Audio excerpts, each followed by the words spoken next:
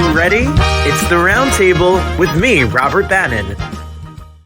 Well, welcome to the Roundtable, everybody. My name is Robert Bannon, and you're watching us on Broadway World or listening to us over here on the Broadway Podcast Network. And I love the club at La MaMa. You know, the club at La MaMa is kind of I think it's a sophisticated, fun place to be. I think it's a great place to see art and theater, and I love to go downtown, all the way down on East 4th by the Bowery, and you could get good ice cream and dessert and see some good theater. That's exactly what we're going to do, everyone, because we're talking about a brand new premiere play called Those Who Remained. We're going to get the full scoop. We have the writer and the star and the director, and you could get a ticket for $35. And $35, you can't even get a pizza in New York City for $35. So what are you doing? Get a pizza and you could get a pizza and a ticket for less than $100. You can't even get a Metro card. So you better get a ticket. So I'm going to mess up all of their names, and we're going to bring them right out here right now. Sophia Gutchinov and Rani O'Brien. Maybe I did it right. Right on. You did it. You literally did. Congratulations. Woohoo. $35. Do you like not having money? Why is the ticket so cheap?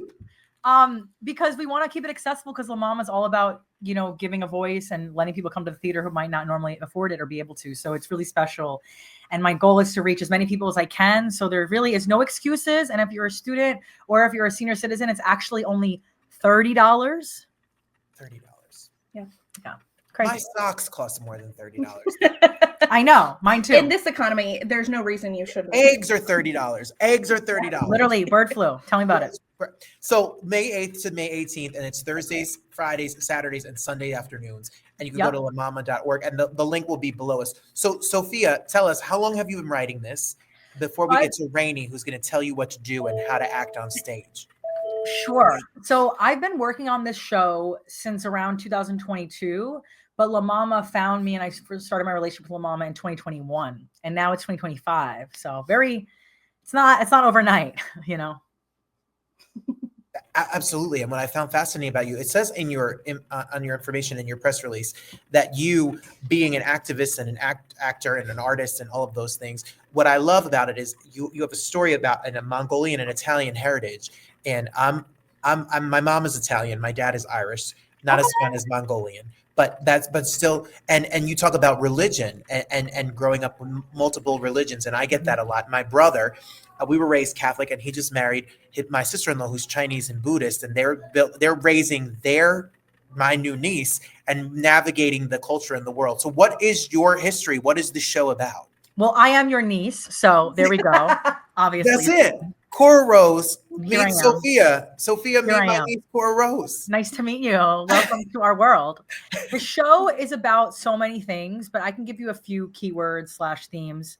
It's really about transformation, finding your roots, identity, navigating the world, being mixed, but also just navigating the world with regular human day-to-day struggles, beautiful things, comedy, dating, mother relationships, familiar relationships, generations, looking within, going outward, community, activism. And yeah, I'm sure Rani could tell you more though, because she is bi-spirituality. Yeah, it's about that too. Yeah, being multiple things, whether that's spiritual multiple things, believing multiple things, but also being ethnically multiple things and never fitting in your own box. So making your own category and navigating the world as that. I've never heard that term before. Rani, did you invent that? I actually am going to say Sophia invented that. Sophia, that's so funny. Thanks. Yeah, I'm bi-spiritual, and some people are bisexual. You know, that's great. Yes. I was married to a woman once, and then I thought maybe I would be bisexual, but no, I'm just gay. Now I'm just gay. That. But that's another story for another show. A journey. That's not what this show's about. That Rani, your show, you're part of it. How did you meet Sophia, and how did you get involved to be the director? Sure, yeah. So a few years ago, 2018, I believe, I got asked to curate and direct a few shows for the full moon shows down at a gallery on the Lower East Side called Howl Arts. And the full moon shows were dedicated to the alien comic Tom Murrin. And Sophia is one of the people that responded to an ad that I put out. And so we created and devised a piece together with an ensemble and performed it on the street corner at 4 p.m., just like Tom Murrin used to do. On a Saturday. On a Saturday during a full moon. And so that's how we connected to begin with. And then I've been involved with the project just as a consultant for a while, and then eventually it just became clear that I'd be a great director. And so we kind of matched up that way. And scenic designer. That's right. And so you all wear a lot of hats. You're either writing or performing, and you're doing the PR of it all, and you're directing it, and you're making the scenery, and you probably cook dinner and sweep the floor, take a ticket. That's theater, people. That's the life. Literally. So we can do almost anything. Everything. In Chicago, and Chicago, it's all ensemble. It's ensemble storefront. If you're a director, you pick up that broom and you start sweeping. And I was actually surprised when I came to the East Coast. People didn't sweep as much as they swept in Chicago or Washington State. I was like, where did you learn about the theater? We love dust in New York. I think that's just across the board, because I'm from New Jersey, like Sophia. And me, yes! Which we'll get to in a minute. Because, Jersey people are their own special kind of people. Sorry, Rani.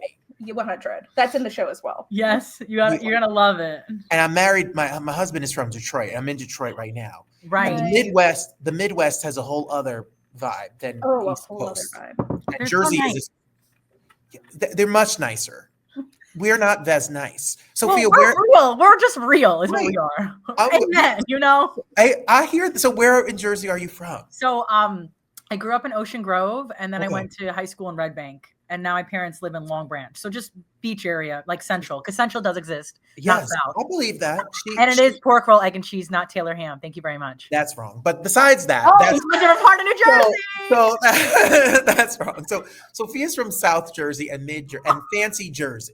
She's no, it's not fancy. It's not fancy.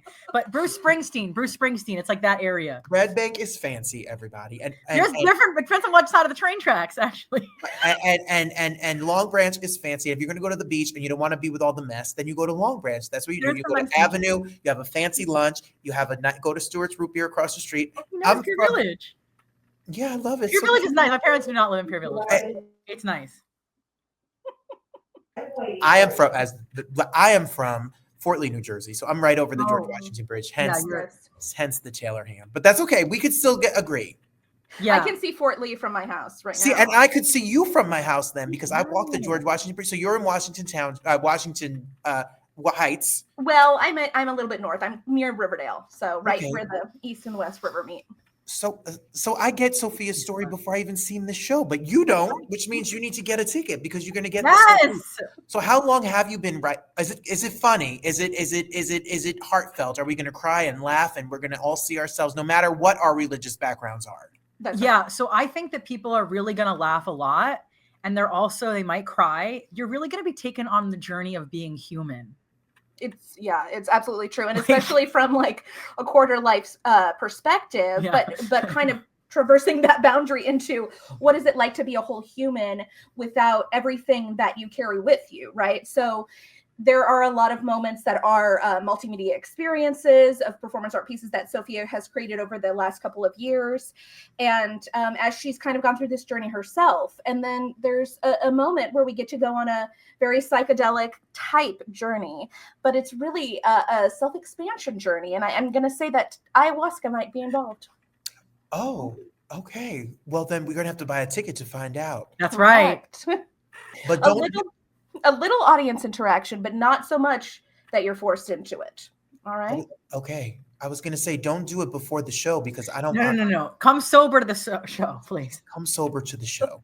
Sophia, what inspired? I always am amazed by people who write a one-person show, because it is one thing to write a cast of characters, and it's another thing to be vulnerable and stand on stage and talk about your life, your family. I mean, you're telling a true story. You're going to things that are sometimes uncomfortable and very vulnerable to talk about. So what made you say, I think I have the courage to get up and tell this story and tell my truth? Sure. So it's funny you asked that, because on Thursday, I was actually invited to my college's gala, which was really exciting, at Marymount Manhattan College. And it was at Lincoln Center. I graduated Lincoln Center in 2017. And I'm the first in my family to go to college. And when I graduated that day, it was really special, because no one in my family has been to that. I was really like, oh my God, I have to do this. I really want to do this. And I told my professor, who admitted me, and I was like, hey, I really want to do a one-person show now that I graduated. And he was like, yeah, Sophia, you should. And I was like, okay. And here we are, like 7 years later, we're doing it. It takes time because, what would I really have to say at that time? Nothing. No, just kidding. I have something. Now that I'm still young, I'm 29, but I have a lot. There's a lot that's, I have a lot of life experience also just from my background because, my mom's Italian American and then my dad is Mongolian, but on top of him being a Mongolian, we actually come from an indigenous tribe called Kalmyk, which no one knows about. And within just that's a whole history, like there's a whole history there. And it's a story that that people don't know because the story hasn't really been told because it's not been passed down. And the history of tribe, religion, immigration, all the things, erasure. And I just really feel like I heard this quote before. It was like, if you don't tell your story, no one else will. And that's a lot to do with women telling their stories, right? But then it goes further into like women of a certain minority. And then if you keep combining the identities, it's like, well, we need to tell our stories. We have so many stories out there and people keep them to themselves, which is fine. That's how they live their life. But as an artist, I need to tell my story. And I didn't write the show to be like, oh, this is what I want the show to be. The show has really just been born out of my lived experience. And with MaMa, with the residency in 2022, because I was at the protest and I was giving a speech about being mixed and what it means to be advocating for equal rights for Asian and AAPI. And MaMa offered me a residency. And then through that residency, I was just like thinking about my experience and making art pieces, performance art pieces. And then I was sent to Umbria, to Italy, to do the writing program, which Rani has done the directing program.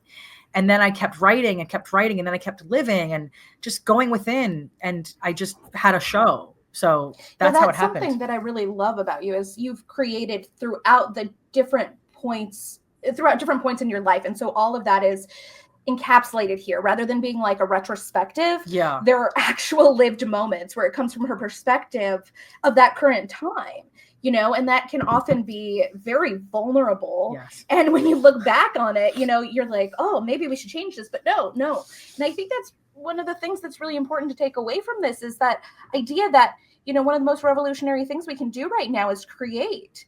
And regardless of where you are, how much money you have, I know that's hard to say, especially today, but there's always room for each of our voices and for each of our creative spirits. And it doesn't have to be anything more than that, because that's where we move from all the time. It's not like Mike White set out to create something that was of this moment. No, he just wanted to write this White Lotus, and here it is, very relevant. Right. Very. All of this is very relevant. What you're doing, what Sophia's story is telling, and what Rani is doing, and what everyone is. When I was in acting school, I remember the acting teacher saying to us that in the future, people will look at these times and we will look at the art. If the art is what lives forever.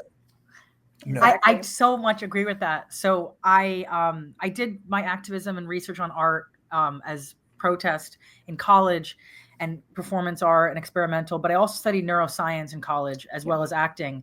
So you talk about like the idea of dualities, right? And the idea of like being both things, being both ethnicities, but also seeing the world through a right brain and left brain perspective of logic versus intuition, emotion, art.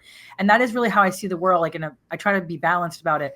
And with that said, like I know people can be really upset about what's going on in the world right now. And I totally understand. And I'm right there with everybody. But I really feel like we have to create in order to protest. We can create art as protest. We can create despite what's going on. And because people's identities are being told, silence, you don't exist, leave. That's more reason to keep creating and documenting, because one of the reasons why the Kalmyks, the history of my tribe, is not really well known in any history textbooks is because it wasn't well documented. But if we can document it in a way that's not only educational, but entertaining, introspective, comedic, enjoy, like all the things, it will make you remember it, right? Yeah, this piece is really thoroughly theatrical in that it exists within our container of a theater. And so that what that means for me as a director is that it's present, right? It makes you feel in the present. It doesn't put you in your head. You're viscerally, hopefully your heart, hopefully your mind and senses, are all right there with us in the room. And by the time you leave, then you'll you'll be able to look at the world differently. Not only will you have some knowledge and some understanding and be able to grow your compassionate spirit, but you'll also just have a different visceral understanding of the world. So let's make sure we support, especially voices of women, especially the AAPI, the Asian community in general, like have taken such a hit, many groups, but have taken such a hit from COVID and on and forever. I mean, go back in history and world wars and camps, and like we all need to be a little bit more understanding and hear people's journeys to understand where they come from and to love and relate and to if you know someone and love someone, you hopefully can't hate them. So Sophia, so for you, what's it been like to work at this? Like, it's one thing to write something, it's one thing to go to school, it's one thing to make it a project, it's one thing to say I'm going to put it on stage, it's another thing to be commissioned and now have a run. Like, it's not going to be a one night reading, above a police precinct somewhere in Brooklyn. This is now a run, like for real. So what's it like for you to now have this and be able to do this over and over? It's crazy, honestly. Like, if you were to tell me a few years ago, like, you'd be doing this, I would have been like, wow, that's amazing. I love it. Really? How? Whatever. So, really, I just think a lot of it comes from empathy. I just want to say this about the other thing we just talked about. A lot of things comes from empathy in terms of like seeing other people's perspective. And the whole thing here is that if I can tell you a little bit how I think and how I see the world, maybe you can bring a little bit of that. But I also believe that you can tell me how you think and how you see the world by coming to the show and thinking about it and talking about it and living in it. And I really want to create art. I don't want to create art just to create art. I want to create art that stays with somebody, even if it's a comedic sketch. So I have a lot of comedy out there too. But the idea is that you hold on to something from that show and it stays with you. It's not just, oh, that was cool. It's, wow, how can I bring whatever I got from this into my life? And how can I be change and inform with how I go about life? So with that said, with hiring my team, because I am now like a boss, right? I'm like the person signing checks and everything, and it's exciting. So yeah, it's been really exciting. I mean, because of what the show is about and because of who I am as a person, how I see the world, and now that I'm having a run, it's really not a one-person show. I mean, obviously it's me on stage, but it really does take a village. Like, there's no other way to say it. I have a team of over 10 people literally working with me and for me. And I've made it a thing where I make sure to hire diversity. So bisexual, trans, mixed, Black, Latinx, I don't know, honestly, any identity I got it covered, which is great. And I really want to make sure that people are getting opportunities who normally have been overlooked. And MaMa, that's really what MaMa really is about. And I want to balance, I want to honor their mission statement, but I also honor their mission statement by creating what I'm creating and being there, So it's been really exciting. I mean, it's definitely a lot to handle. Like, I have a lot of hats, and Rani and I have a thing where I have a little notebook that says producer's hat, and I don't talk about it when I'm in rehearsal because I'm wearing actor hat. And I also, there's a pressure, because I notice a lot of actors who do produce one-person shows are so much later in their career. And I'm in my career, but I'm not Meryl Streep. I'm not like, I don't have a master's. I'm doing everything based on kind of a grassroots vibe, but also going to class and be educated and learn and everything. Yeah. And I really think there's something to be said about that, because it's relatable. You know what I mean? I make it so that every person who comes, no matter what they do for a living or how much money they have or don't have, they can understand and take something with them in the show, and they'll get the story. Well, I think the thing that you bring too is that engagement with life. Like, you fully engage with life, and that comes through in the writing and in the performing. And I think that that's what makes you so captivating as a human and as a performer. There's the magnetism there, and also the inspiration for other people to live so fully presently. Thank you. Oh, yes. And that's what this show is going to do. And it's going to see a slice of life, and people are going to relate to it and laugh, and they're going to cry, and they're going to feel. Rani, I'm sure, as you being the director and having a part in how things are blocked and set, and the scenic design and the intention and getting the best performance out of Sophia that you possibly can, what do you hope the audience walks away with when they come see this? Yeah, I mean, my answer to that is always, I can't pre-prescribe how you're going to feel, but I do hope that something is stirred within you, and you can, and you can live more presently and more compassionately, you know, whether that means that it scares you, it incites you to create or to be an activist or to just call your governor or your senators or your mom, then that's fine. You know, I don't know what that will be for you, but as long as it's impactful and you walk away and you can kind of just be with it, that's the most important part of life. Oh, I'm excited for you. I'm excited for the show, everybody. I need everybody that is here to know that those who remained, it's a play about finding one's voice while navigating the complexities of identity, culture, and tradition. It's about as relevant to that you just summed up every human being in the entire planet. So this is for you. And it's from May 8th to the 18th. And you can go to the club at La MaMa. It's going to be on East 4th Street. And go to lamama.org to get your tickets. Can we follow you all on social media? Can we stay up to date? Yes, I am posting a ton. Everything is marketing. Please follow me. It's just my name, and we can put it in there. It's SophiaGutchinov. And it's Rani O'Brien, Rani O'Brien, Obrien. Well, we'll be following and we'll be sharing and we'll be tagging. And if you're watching us or listening to us, if you can't see their beautiful faces, then you got to look below to make sure that you see the links, because the links to the Instagram and to get tickets will be available. Happy opening. Have an amazing rehearsal. Thank you so much. This is just the beginning. We got a lot of work to do. Let's go. Yes, I'm memorizing now. It's crazy. How long is the show? It's like 90 minutes. Of just you. Yeah. But remember, there's footage, there's projection, there's dance, there's music. It's not just me talking. But that's 90 minutes of blocking and of script. Rainy tells me. I know, we're trying to cut lines. I can't even remember the words to a song. 90 minutes. Yes, you can. Yes, you can. Repetition. That's it. That's it. Repetition. I was a good Meisner student. Repeat and repeat. There you go. Thank you all so much for being here. Break legs, and I can't wait to hear more about it and see it. So much. So much love to you all. Thanks so much.